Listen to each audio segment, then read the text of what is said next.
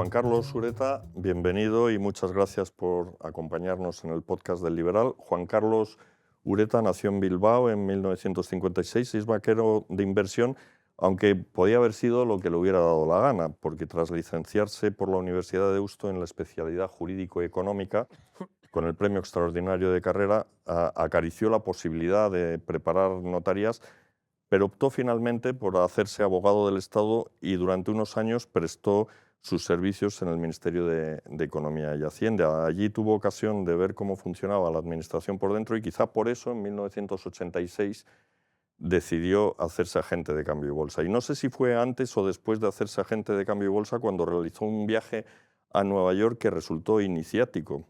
Los viajes iniciáticos suelen ser a Oriente, a Katmandú, y a Dharamsala y sitios así, no a Occidente, pero ya creo haber señalado que Ureta es de Bilbao, ya él la epifanía la tuvo en Nueva York, se dio cuenta de que allí se hacía banca de inversión no solo para millonarios o instituciones como en España, sino para clientes de todo tipo, y decidió fundar la sociedad Renta 4 e importar el modelo. El año pasado, en una entrevista que le hacían en Asesores Financieros, en la revista Asesores Financieros, decía: lo nuestro siempre ha sido ir un poco en contra de las ideas aparentemente dominantes, y añadía: apostamos, por ejemplo, por la banca en el momento de la crisis financiera, o sea, en 2010, cuando todo el mundo despotricaba contra los banqueros y tenía que ir prácticamente de incógnito con gafas y nariz postizas, pues Ureta dio un paso al frente y dijo: pues vamos a convertir Renta 4 en un banco. Esto de ir contra la corriente es un experimento que no les recomiendo que intente repetir en su casa sin la supervisión de un adulto, pero a Ureta le ha ido fenomenal. Renta 4 no ha dejado de crecer y en septiembre de 2025 tenía una setentena de oficinas en las que trabajan más de 700 personas, gestiona un patrimonio de 41.000 millones de euros y llevaba en septiembre del año pasado ganados 30,8 millones en los primeros 9 meses del año, un 32% más que en el mismo periodo de 2024. Desde el punto de vista periodístico, el encanto, y se lo he dicho fuera de micrófono a Juan Carlos, es que, a diferencia de los banqueros convencionales que solo hablan de su libro, Ureta opina de los asuntos más variados, aunque antes de meternos en algún charco político, que en alguno nos meteremos, pues es obligado preguntarle por el espléndido ejercicio bursátil que acaba de cerrar el IBEX. La bolsa española ha sido en 2025 la más rentable de Europa y una de las más rentables del mundo. ¿Por qué crece tanto? Respuesta, buenos días ante todo. Yo creo que la Buenos días. respuesta es simple, ¿no? Y es por las empresas, ¿no? Al final en la bolsa se cotizan empresas, se cotizan compañías y si las empresas son buenas y van bien y lo hacen bien, sube su cotización y si son malas, pues baja, ¿no? En España tenemos una gran suerte y es que tenemos grandes empresas, muy buenas empresas, en todos los segmentos, en el segmento de empresa grande, en el segmento de empresa mediana, en el segmento de empresa pequeña, ¿no? Yo pateo mucho España y veo muchas empresas, es parte de nuestro trabajo, ¿no? Y ya hay magníficas empresas en España. Todos conocemos las grandes empresas como Inditex, como Iberdrola, con los grandes bancos, las grandes... Pero es que hay muy buenas empresas y muy buenos empresarios, ¿no? Y yo creo que eso explica que la bolsa española efectivamente ha sido una bolsa muy líder en el año 2025. Bueno, pues porque tenemos buenas empresas. Yo creo que esa es la respuesta más Y, clara, ¿no? y el marco político, porque decías en una entrevista que España está razonablemente bien posicionada. eh, Y en el debate entre quienes sostienen que vamos como un cohete y quienes dicen que tampoco es para tanto, ¿tú en dónde te sitúas? O sea, ¿España va Bueno, bien? yo lo que digo es que cuando hablamos de economía y de la economía de un país, hay que diferenciar entre el crecimiento económico y la fortaleza y la calidad de esa economía, de ese crecimiento, ¿no? Yo creo que España está creciendo bien y va a seguir creciendo bien, probablemente con una cierta desaceleración, por muchos motivos, por varios motivos. Uno de ellos ha sido la ayuda de los fondos europeos, sin duda, pero el principal es que estamos muy bien posicionados como economía para lo que viene. Y lo que viene es que hemos pasado de una economía industrial a una economía de servicios y ahora estamos pasando a eso que se llama la economía de las experiencias, ¿no? En la cual los sectores de ocio, viajes, entertainment, turismo, en general disfrute, por decir así, pues son sectores que ganan cuota, ¿no? Y en eso en España tenemos una muy buena posición natural. Claro, Además de eso, tenemos una economía bastante diversificada, porque tenemos buena industria y están las grandes empresas, por ejemplo, de auxiliares de automóvil, o ahí están las grandes empresas energéticas, o ahí están las grandes empresas de textiles, ¿no? Como es el caso de Inditex y otras, ¿no? Entonces, yo creo que tenemos, como digo, un buen posicionamiento, ¿no? Y por tanto, la economía española va bien. Ahora bien, hay que decir que la economía española lleva bastante estancada en productividad claro. desde el año 2005. Aquí no doy una opinión, doy un dato que está en los números, lleva estancada en productividad y la economía española lleva años teniendo un déficit de inversión y es importante invertir para el futuro. Es decir, una cosa es que ahora estemos creciendo bien y otra cosa es que si no se invierte, estamos poniendo limitaciones serias al crecimiento futuro. Por tanto, la calidad de la economía española, la fortaleza de la economía española no ha mejorado lamentablemente en los últimos años.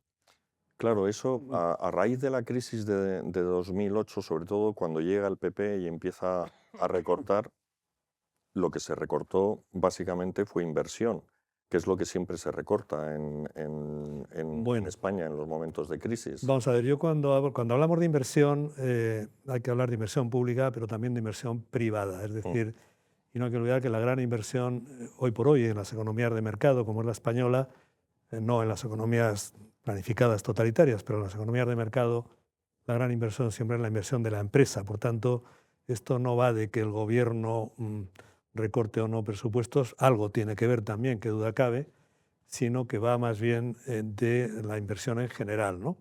Y hay que decir que a veces los gobiernos gastan más, pero gastan en consumo, no en inversión. Claro. Entonces, eso tampoco funciona, ¿no? Quiero decir... ¿Y qué hace falta para atraer esa inversión? Porque el tema, si tenemos un déficit de inversión, porque no llegan inversores, será por Bueno, algo, ¿no? lo que hace falta en la inversión para que funcione es no poner trabas. Es así de sencillo, ¿no? España es una economía muy atractiva, lo hemos dicho antes.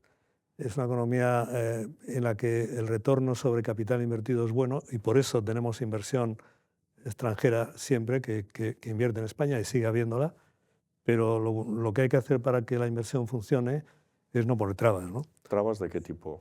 ¿Fiscales, burocráticas? Bueno, hay trabas de todo tipo. Hay trabas burocráticas. Por ejemplo, uno de los grandes problemas que tiene hoy en día la vivienda en España, la inversión en vivienda, la promoción de vivienda, es precisamente la llamada permisología. Es decir, al final un inversor no puede estar sujeto a 10, 15 años en ocasiones de un expediente de aprobación con múltiples modificaciones, sin seguridad.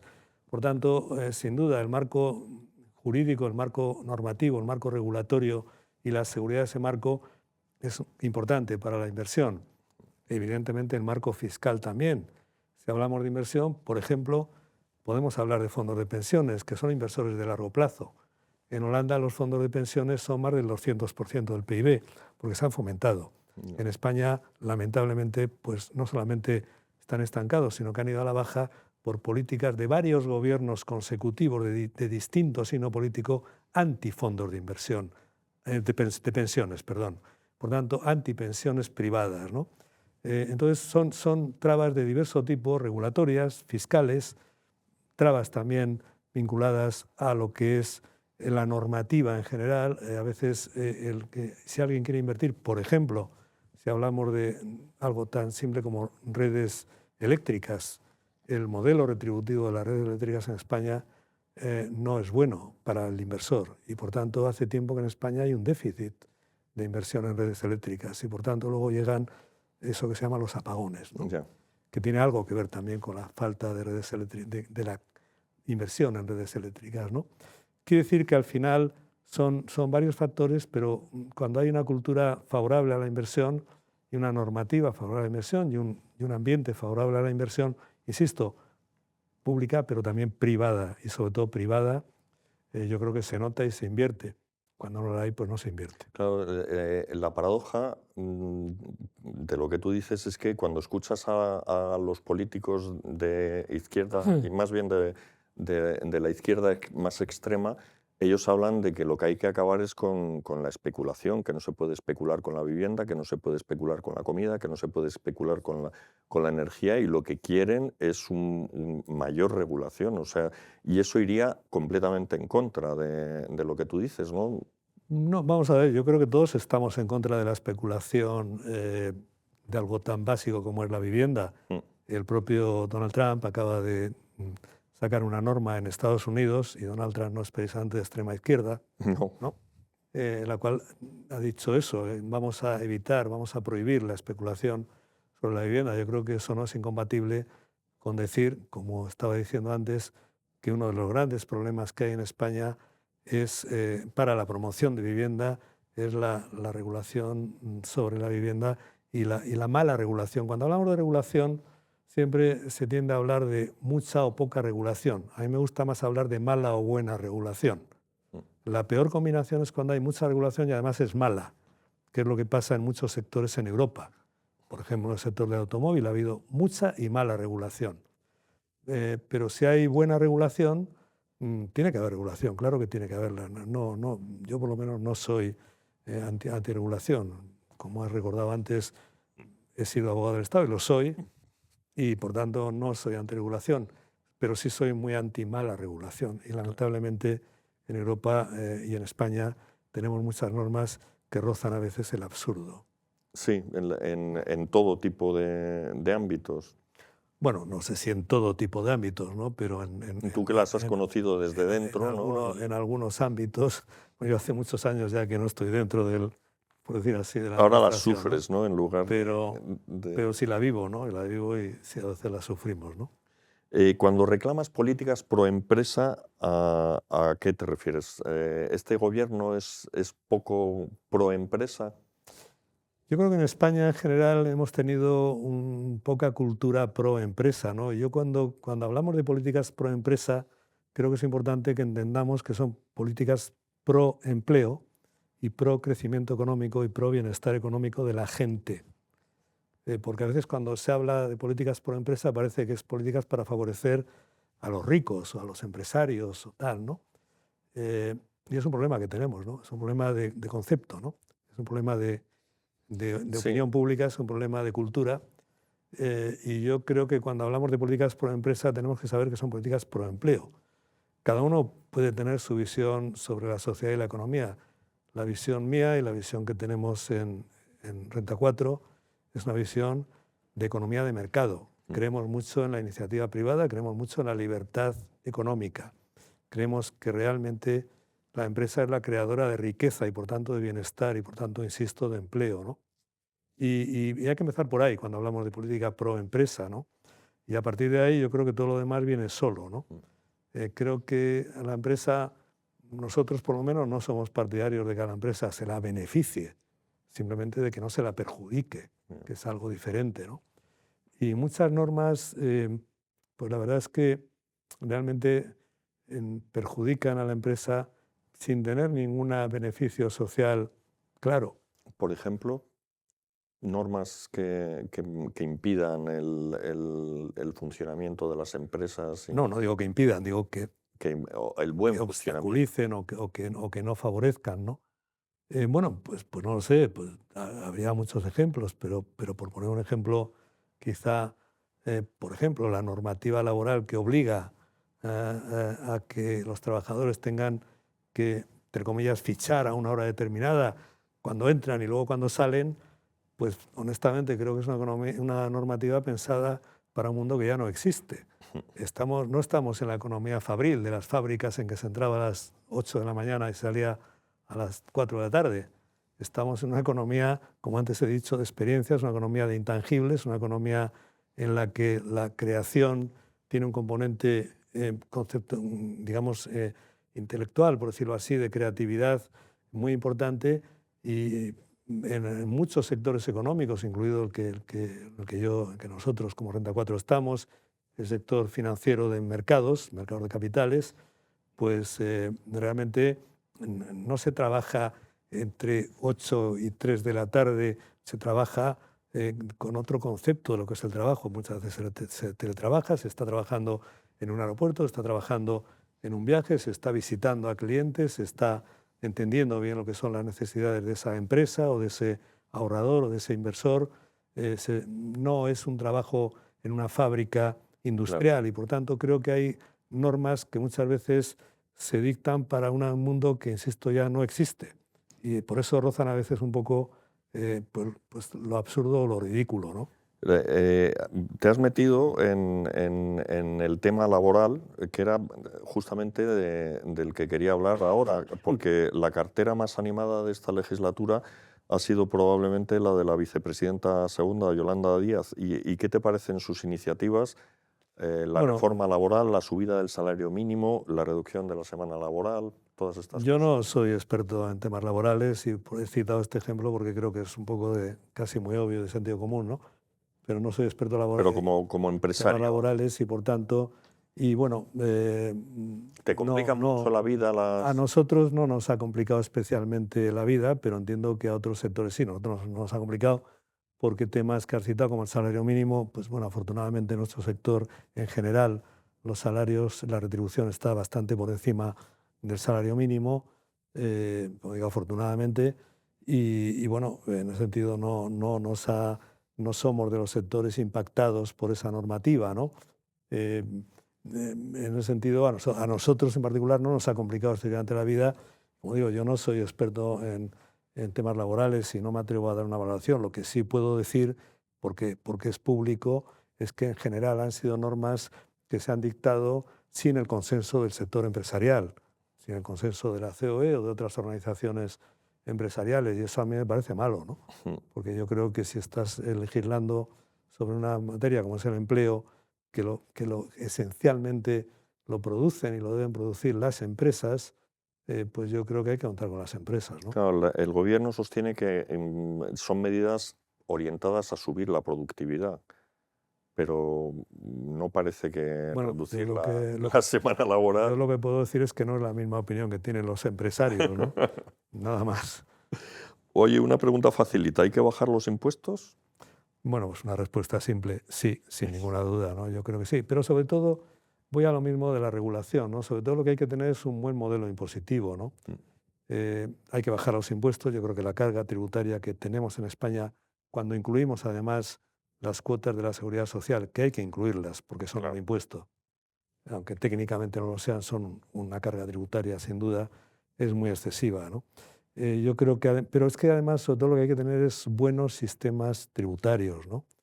Hemos hablado antes, por ejemplo, de fomento de la inversión, ¿no? Y hemos hablado de fomento de la empresa.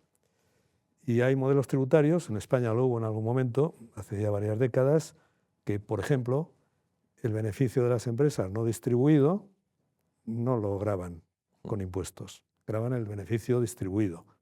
Pero el beneficio que la empresa retiene y va a invertir, no lo graban. Eso es un modelo tributario que favorece la inversión, ¿no? En varios países de Europa, por cierto, existe este modelo, incluso del euro. Existe este modelo, en España no.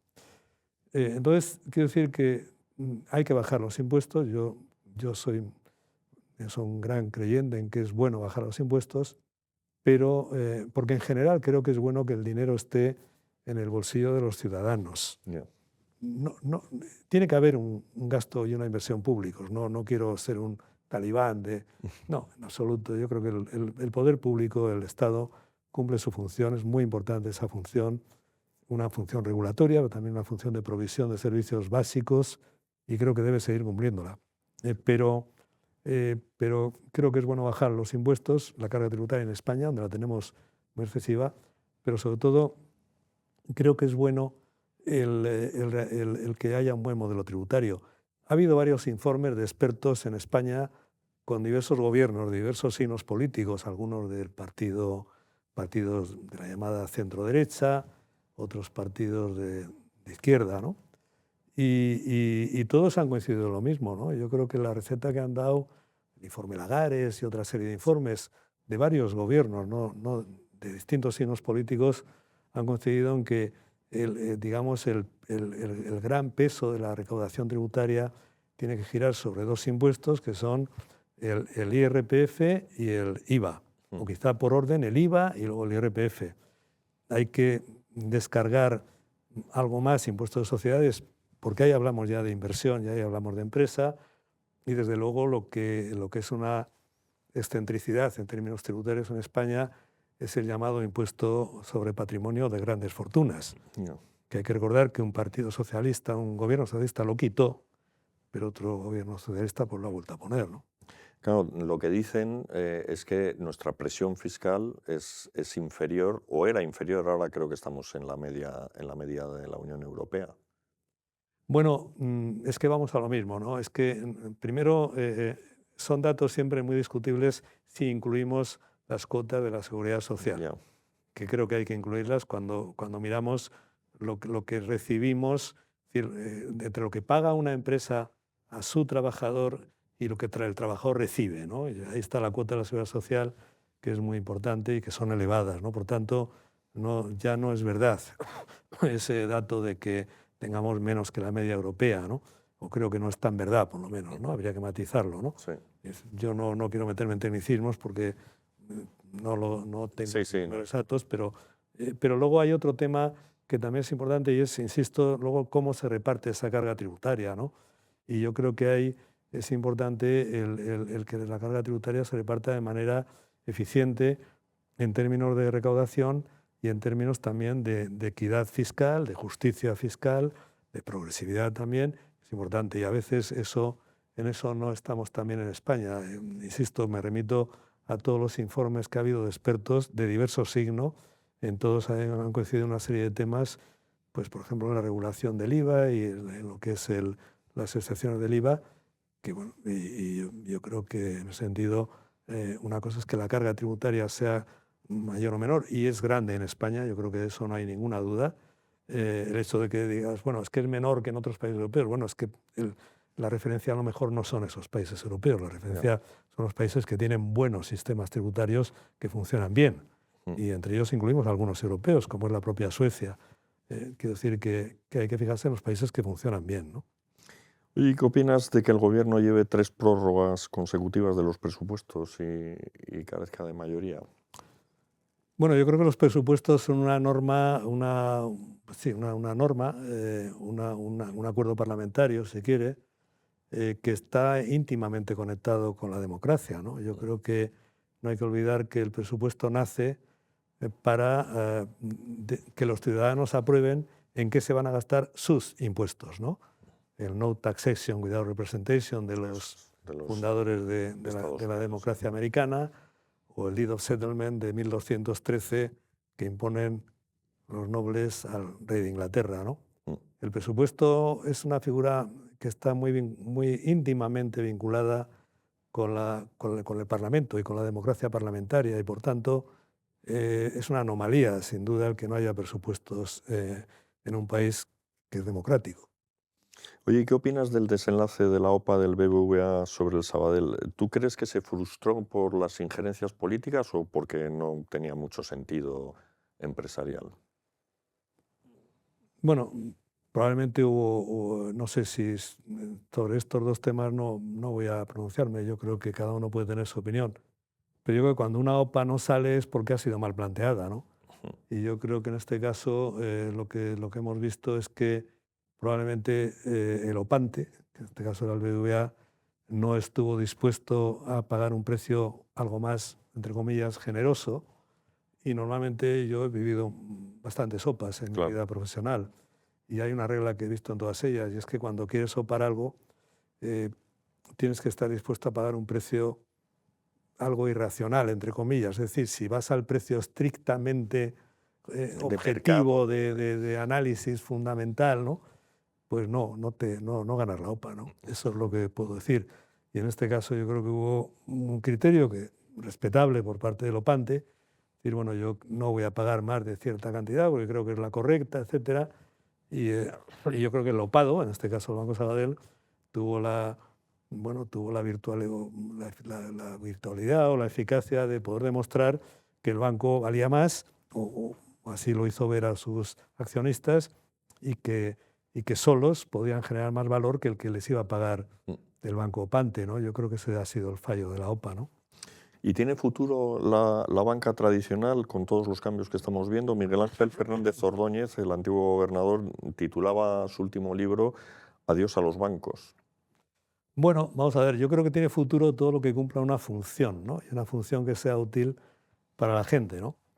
La banca siempre ha sido básicamente dos cosas, ¿no? Asignación de recursos y gestión de riesgos, ¿no? Y yo creo que esas dos funciones se van a tener que seguir haciendo, ¿no? Y por tanto la banca cambiará, está cambiando, ha cambiado mucho en los últimos 30 años, va a cambiar más en los próximos 10, pero, Seguirá habiendo pero bancos. seguirá habiendo banca. Otra cosa diferente es que estamos viendo un movimiento en el sector bancario, desde la banca, por decir así, de balance, la banca que toma dinero para su balance y luego lo presta o lo invierte desde su balance y por tanto toma el riesgo en su balance y luego retribuye al que le da dinero con un tipo de interés. Esa es la banca tradicional, la banca de balance, y está habiendo un desplazamiento muy claro y que creo que además es irreversible desde la banca de balance a la banca, podemos decir, de mercado de capitales, a la banca que trabaja no tomando dinero para su balance, como hacemos en Renta 4, o sea, en Renta 4 hacemos banca de mercado de capitales, no tomamos dinero para nuestro balance, básicamente ponemos en contacto al que tiene recursos financieros y al que los necesita en los mercados de capitales, en sentido amplio, también incluyendo los mercados privados, es decir, no solamente la bolsa, los bonos, sino los llamados mercados de private equity, de venture capital, de crédito directo, etcétera, todo lo que es el ecosistema de financiación en mercados, ¿no? Y entonces yo creo que sí que es verdad que la banca tradicional va perdiendo peso en favor de la banca de mercados.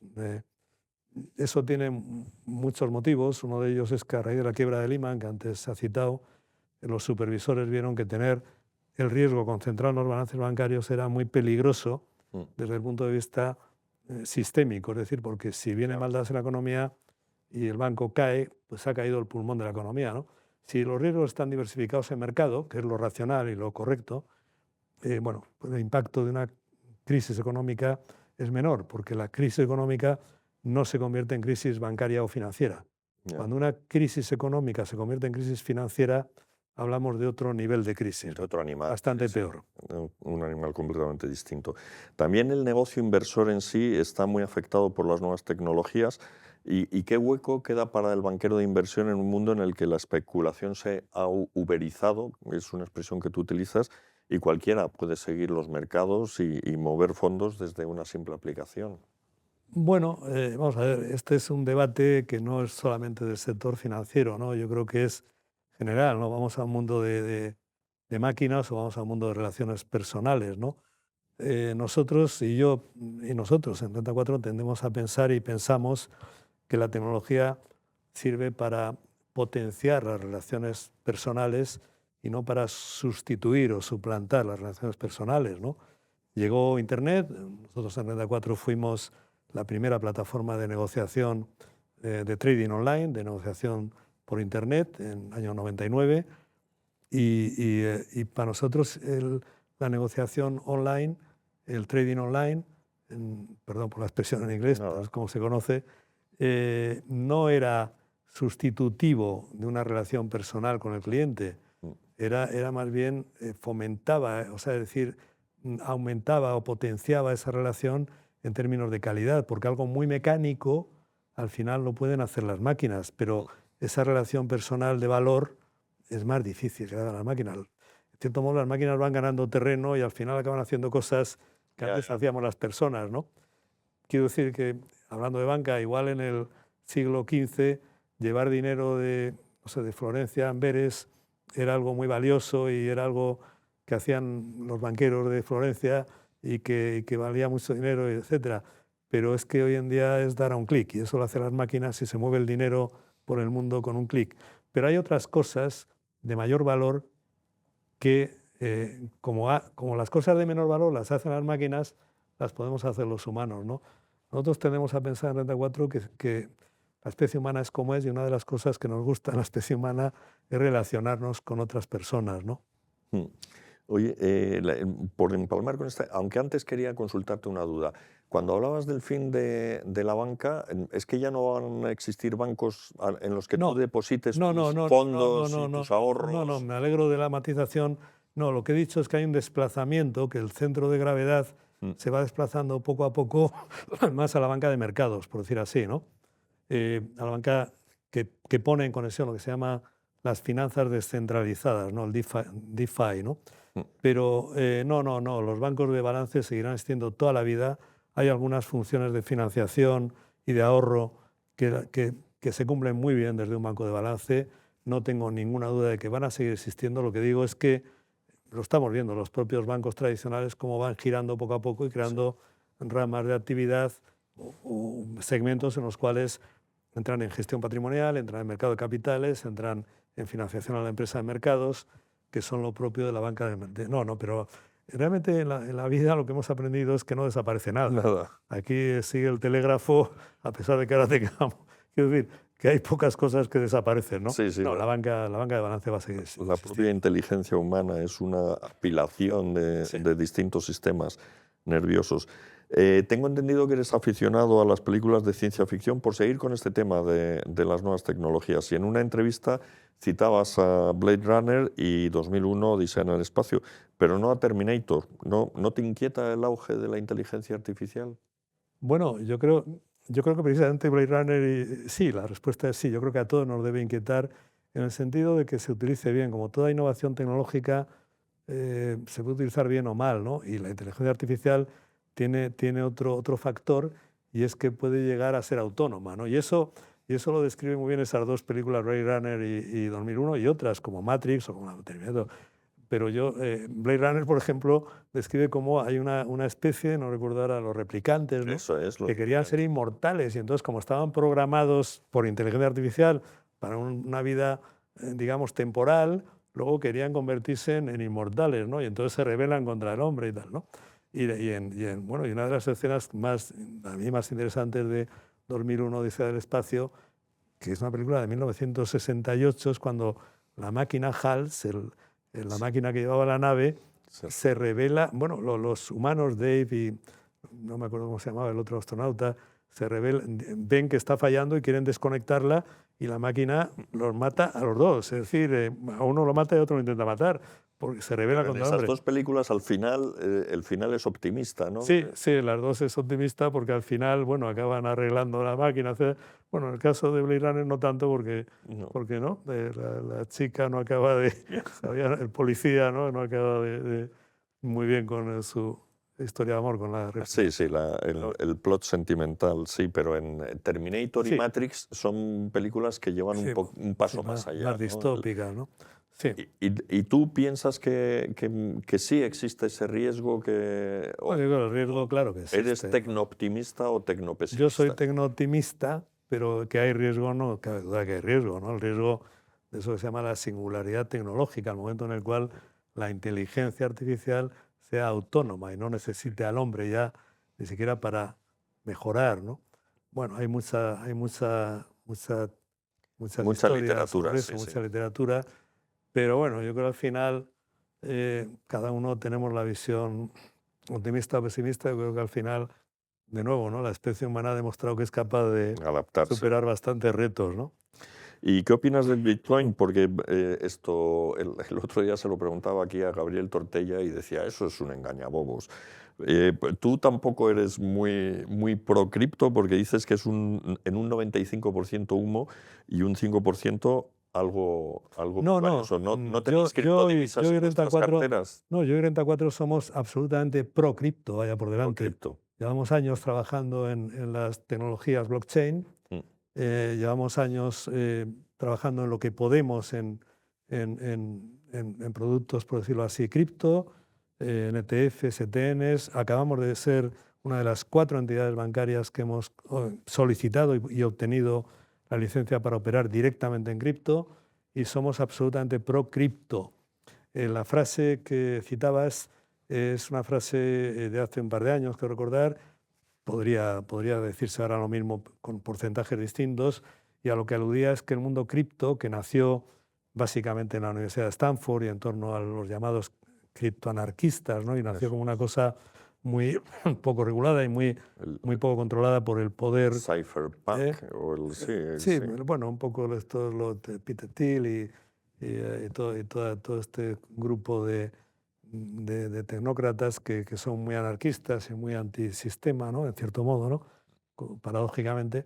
Pues bueno, al final es verdad que en el momento en que nace las criptomonedas y no tienen ninguna regulación, ha habido muchos escándalos, ya ha habido muchos fraudes, ya ha habido, etcétera. Entonces era como el salvaje oeste y en sentido, pues efectivamente se ha ido regulando. De cierto modo, el mundo cripto, que nace como anti-establishment, ya hoy es parte del establishment. ¿Y qué prueba mayor? El capitalismo lo devora Bueno, todo. la prueba mayor ha sido que Donald Trump ha dicho: voy a hacer de Estados Unidos la capital mundial del cripto, voy a tener una reserva estratégica en cripto, en Bitcoin. Ha lanzado la ley Genius, la llamada ley Genius de stablecoin, ha lanzado el proyecto cripto de la SEC el 5 de agosto pasado y, por tanto, ha integrado en el sistema el mundo cripto, ¿no? Pero también hay que decir otra cosa. El mundo cripto es un mundo de creatividad muy grande, sobre todo en la parte de, lo hemos visto en la parte de monedas, también en la parte de NFT, los non-fungible tokens. Y lo que ocurre, y es importante entenderlo, es que cuando hay esa creatividad y ese poder de emisión, que es algo un poco técnico, pero que cuando se genera un poder de emisión de una moneda, aunque sea una moneda privada, nace mucho falso producto, ¿no? Y a eso me refería con lo del humo, ¿no? Era un poco como cuando nacen las .com, el año 96, 97, había muchas que eran realmente historias totalmente falsas y sin ningún sentido y sin ninguna sustancia, ¿no? Pero ahí estaban los Amazon, ahí estaban todo lo que luego ha cambiado el mundo, ahí estaban luego ya viene el iPhone, ya en el 2007. Bueno, quiero decir que dentro de la innovación siempre hay mucha cosa que no funciona y que es un fake, pero luego hay cosas muy importantes, ¿no? Por eso digo siempre, en la innovación, lo de siempre, el 5% o el 10% es lo que luego realmente funciona, y hay mucha prueba y error y hay muchas cosas que se lanzan, a veces incluso con mala fe, ¿no? Claro, te preguntaba, ¿tú tienes Bitcoin en vuestra cartera? Bueno, nosotros en el banco, por ejemplo, tenemos un fondo de Bitcoin, no es de Bitcoin solo, es de Bitcoin, Ether y stablecoins, que es el Renta 4 Crypto Phil, y en ese fondo el banco tiene una posición. Pero es importante. muy arriesgado, ¿no? O sea, porque bueno, vamos a ver, nosotros cuando hablamos de activos digitales, que es la forma en que nos gusta referirnos a los criptoactivos, ¿no? Siempre estamos recomendando invertir una parte hoy por hoy relativamente reducida Claro. del activo que cada uno tenga. En principio estamos hablando de en torno al 1% y ya del 1 al 5 lo que cada uno quiera. No hablamos ni mucho menos de una posición mayoritaria, pero dicho sea de paso, que a mucha gente invirtiendo todo su patrimonio en activos digitales le ha ido muy bien. Sí, pero... Y varias de las grandes fortunas que se han hecho han sido ahí. Sí. Cuando hablamos de riesgo, hablamos de la volatilidad, ¿no? De la percepción del riesgo. Es verdad que son activos muy volátiles hoy por hoy, pero bueno, en fin, nos llevaría otra entrevista completa o varias el poder profundizar en por qué tenemos esta opinión del mundo blockchain y del mundo cripto. Pero realmente hay un fundamento en todo ese mundo muy importante. Es una innovación tecnológica que genera algo que para nosotros es muy importante, es que genera activos nuevos y mercados nuevos. Y cuando algo genera activos nuevos y mercados nuevos, en general lo que está generando es más riqueza para la gente. Claro. Esto ha sacado a Donald Trump, así que inevitablemente, según un análisis que te he leído, Donald Trump es producto de los excesos de los demócratas en materia ambiental y de igualdad de género, que habían llegado, en tu opinión, a extremos francamente ridículos. Eso podríamos decir que es la génesis de Trump. Luego, ¿qué te parece Trump? Cuando hablamos de los demócratas, quiero matizar que es el Partido Demócrata Americano. Eso ¿no? es, sí. No, los demócratas, yo soy profundamente demócrata, sí. Y lejos de mí meterme en absoluto con nadie que sea demócrata, todo lo contrario. Me puedo meter con los totalitarios, pero no con los demócratas. Eso es. No, vamos a ver, el Partido Demócrata no, lo que quería decir, vamos a ver, la visión que tenemos un poco en Renta 4 y mía personal es que en el mundo en general ha habido un modelo de funcionamiento, un modelo económico, geopolítico, un modelo de comercio internacional, un modelo de globalización que ha funcionado bien. Ha funcionado muy bien durante 4 décadas, del año 80 al año 2020, muy bien. Y ha sido un modelo bueno, pues que ha generado un crecimiento económico notable y una prosperidad de las economías avanzadas, pero también desarrolladas, en menor medida de las en vías de desarrollo, y ya ha funcionado bien. Pero ese modelo ha ido incubando una serie de desequilibrios, como el desequilibrio comercial extremo, que ha llegado a que Estados Unidos ha venido absorbiendo el 50% del superávit comercial del resto del mundo. Otro desequilibrio es el crecimiento muy desigual. El 90% de la población, 7.000 y pico millones de personas, generan el 40-45% del PIB global. Un desequilibrio muy malo, ¿no? Otro desequilibrio, los déficits públicos y deuda pública creciente en economías avanzadas, ¿no? Y esos desequilibrios eran insostenibles. Y además de eso, han generado malestar social. Malestar social en los países en vías de desarrollo, porque no han salido de eso que se llama la trampa del ingreso medio, es decir, han seguido exportando materias primas sin valor añadido, y malestar social en las clases medias norteamericanas y europeas. Creo que no hay que abundar mucho en esto, porque es bastante obvio, porque se sienten, dicen, bueno, la economía irá bien, pero a mí no me llega. Yo sigo llegando justito a fin de mes, yo sigo teniendo problemas para financiar mi vivienda o el colegio de mis hijos, y ese malestar social ha generado propuestas políticas, y una de ellas es la de Trump. Trump, yo creo que ha sabido ver muy bien ese malestar social y capitalizarlo desde un partido como el republicano, en el que no hay que olvidar que Trump lo primero que hace es desalojar del Partido Republicano a la dinastía Bush, que no era fácil para un outsider. Y entonces por eso decimos que Trump es más bien producto de que causa de. La forma que tenemos de verlo es que el mundo ahora mismo está en una gran transformación geopolítica, pero también del modelo de globalización, lo que Danny Rodrik, el economista de Harvard, llama el cambio de la globalización no armoniosa por una globalización armoniosa, un cambio en el modelo de comercio internacional, un cambio en el modelo social, se habla de un nuevo contrato social que erradique ese malestar de las clases medias, que existe en Estados Unidos, pero también en Europa, ahí tenemos el caso de Francia, etc. Estamos en una transformación muy grande. Y bueno, como Trump es el presidente americano y es elegido por los ciudadanos americanos y es la primera potencia del mundo, pues es el que está con sus formas, que evidentemente son discutibles, ¿no? Pues llevando a cabo ese cambio de la forma, con ese ruido y ese elemento confrontacional propio del personaje, ¿no? Pero esa es la idea por la que decimos que Trump es más bien consecuencia de que causa de, y que de alguna manera lo que pueda o esté sucediendo en el mundo, honestamente creemos que no lo ha creado Trump. Se ha venido incubando durante bastante tiempo. Tiene un punto de inflexión en el año 2016 en que ocurren dos cosas muy, muy importantes. Una es el Brexit, que no es sino un reflejo del malestar social de las clases medias inglesas y un movimiento anti-globalización, porque es enfrentarse a la Unión Europea, porque las clases medias inglesas, alguien les dice, la Unión Europea te está perjudicando, y aquel famoso Take Back Control de Boris Johnson. Y entonces, y en Estados Unidos llega Trump en el año 2016, como primer.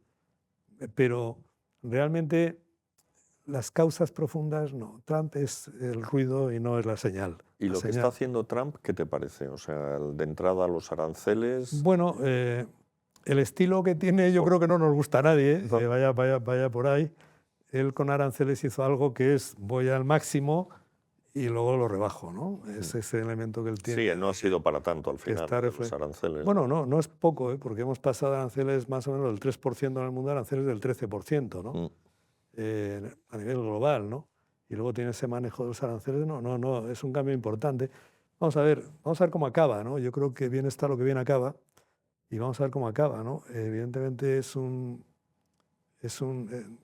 el árbol había que moverlo por varias razones y se está moviendo, pero de una manera que es dudosa. Yo creo que él O sea, Henry Kissinger, antes de morir, en una entrevista, cuando le preguntaban su opinión sobre Trump, se negaba a darla, claro, porque era un presidente de su país, ¿no?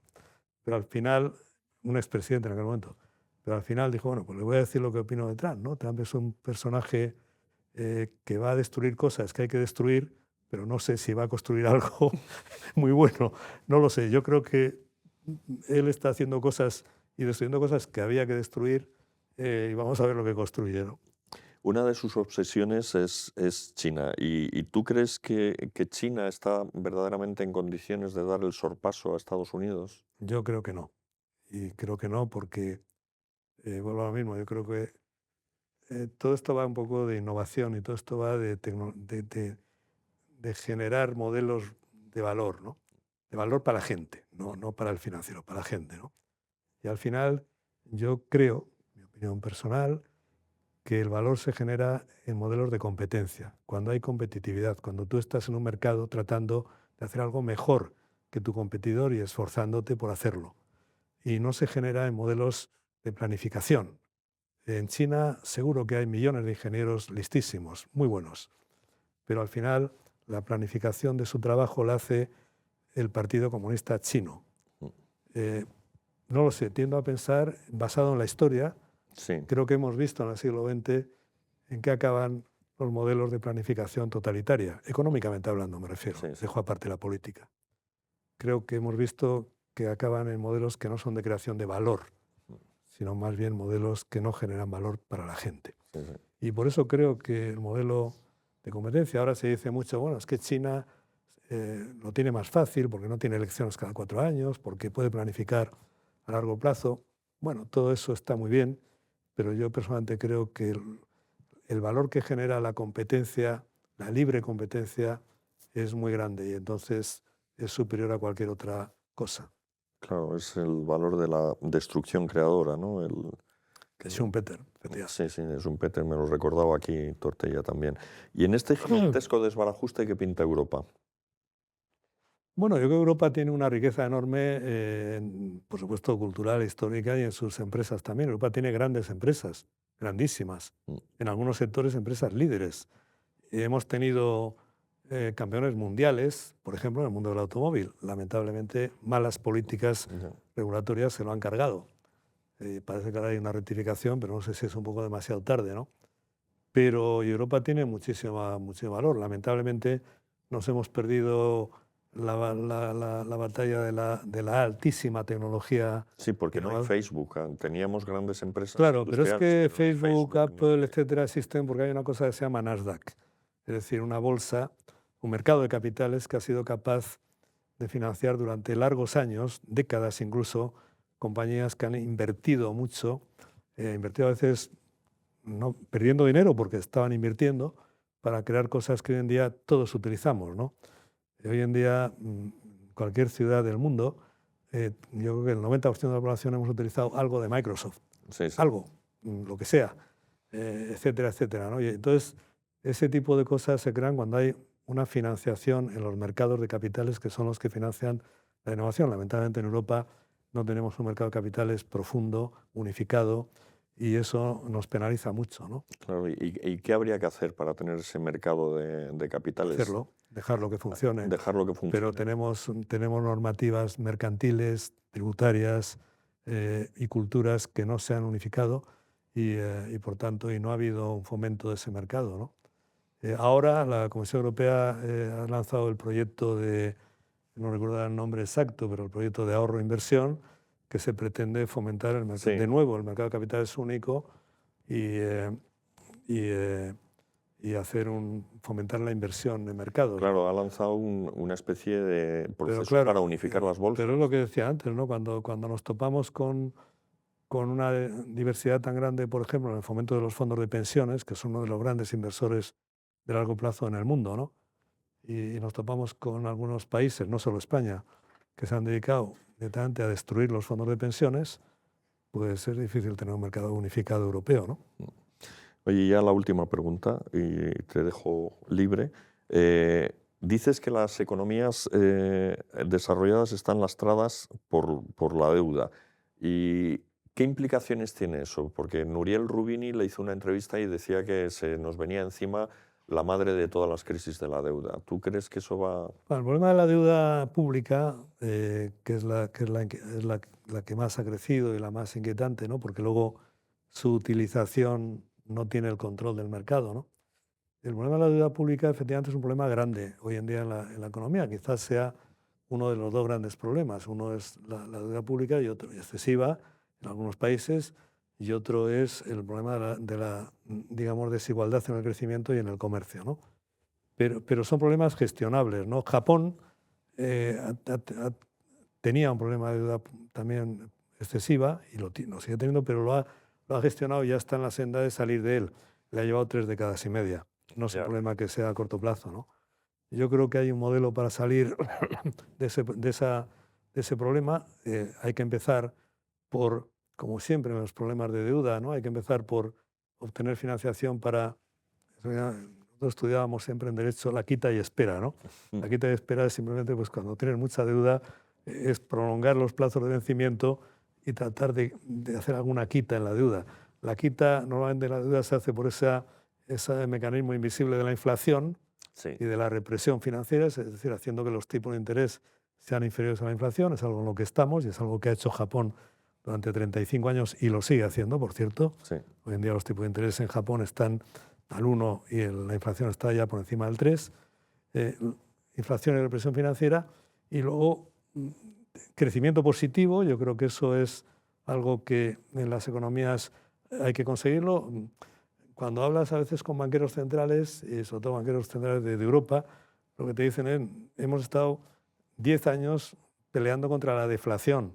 Por tanto, un poco la inflación nos inquieta, pero no tanto, ¿no? ¿Por qué? Porque la combinación deflación-deuda, esa sí que es mortal. Si hay deuda y además hay deflación... Sí, la deuda va creciendo. El caos financiero, la posibilidad de repago de la deuda, cuando hay inflación y crecimiento positivo, aunque sea bajo, se soluciona la deuda. Es un poco el modelo, ¿no? ¿Va a estallar ese problema o no? Como dice Nouriel Roubini y otros economistas como Ray Dalio, ¿no? Y economistas y gestores, ¿no? Bueno, nadie lo sabemos. Yo creo que hoy en día la política económica y la política monetaria tiene mecanismos, tiene instrumentos para poder evitar que estalle. Yo creo que y para gestionarlo, ¿no? Pero hay que gestionarlo. Es un problema que hay que gestionar. No puede seguir creciendo la deuda desaforadamente. Y en eso quizá lo tenga un poco peor Europa que Estados Unidos por un motivo objetivo, y es que Europa tiene un banco central, pero 17 o ya no sé si 17, 18 o 19 tesoros públicos. Y cada uno gasta a su manera. Y no hay de verdad una unificación de políticas fiscales. Y eso complica mucho más el tema. Hemos tenido el año pasado la situación de Francia, puede volver los problemas en Francia y en otros países europeos. Sí, sí. Porque cuando tienes un financiador, que es el Banco Central Europeo, pero luego el gasto no está contenido y controlado por una sola autoridad, es muy complicado, ¿no? Muy bien, pues muchísimas gracias. Confiemos en que esos escenarios pesimistas no se materialicen y que vayamos poco a poco Muy bien. resolviéndolo todo. Confiemos. Si es que se puede.